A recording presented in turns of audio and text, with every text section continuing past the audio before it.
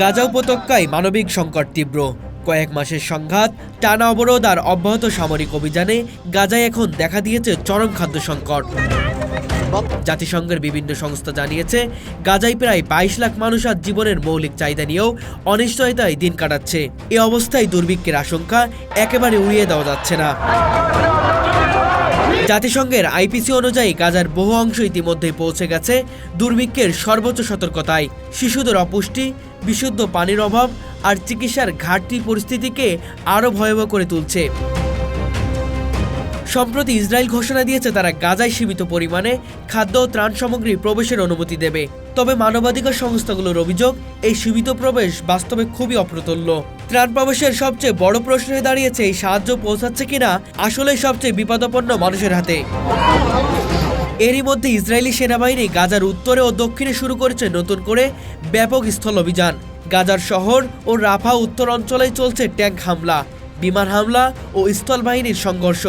এতে করে ত্রাণ সরবরাহ কার্যকর আরও কঠিন হয়ে পড়েছে। অন্যদিকে আন্তর্জাতিক মহল থেকে এই অভিযানের সময় মানবিক করিডোর খোলা রাখার আহ্বান জানানো হয়েছে, যাতে জরুরি খাদ্য, ঔষধ ও পানি সরবরাহ করা সম্ভব হয়।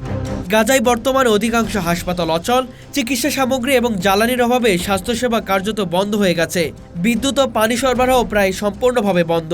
এই প্রেক্ষাপটে ইসরায়েলের পক্ষ থেকে সীমিত সাহায্য প্রবেশের ঘোষণা অনেকের কাছেই প্রশ্নের জন্ম দিয়েছে। এটি বাস্তবিক মানবিক সাহায্য নাকি আন্তর্জাতিক চাপ মোকাবেলার একটি কৌশল? বিশ্লেষকরা বলছেন, এই ধরনের অভিযানের মধ্য দিয়ে গাজার অবকাঠামোর সম্পূর্ণ ভেঙে পড়েছে। হাসপাতাল, খাদ্য গোদাম ও জ্বালানি সরবরাহ কেন্দ্রগুলো এক এক করে অকার্যকর হয়ে পড়েছে। ফলে মানবিক সহায়তা পৌঁছানোর পথ হয়ে পড়েছে আরও সংকীর্ণ। স্থানীয়দের ভাষ্য হয়ে উঠেছে, প্রতিদিন কেবল একবেলা খাওয়াই এখন এক ধরনের ভাগ্য। কিছু এলাকায় মানুষ এখন পাতা সেদ্ধ করে খাচ্ছে, আবারও কোথাও কোথাও খাবারের জন্য দেখা দিচ্ছে সহিংসতা। এখন প্রশ্ন একটাই, এই সংকটে আন্তর্জাতিক সম্প্রদায় কতটুকু সক্রিয় ভূমিকা নিচ্ছে? শুধু বিবৃতি নয়, দরকার বাস্তবে পদক্ষেপ। না হলে গাজার মাটিতে দুর্ভিক্ষ যে কেবল সময়ের অপেক্ষা, তার অস্বীকার করার কোনো উপায় থাকছে না।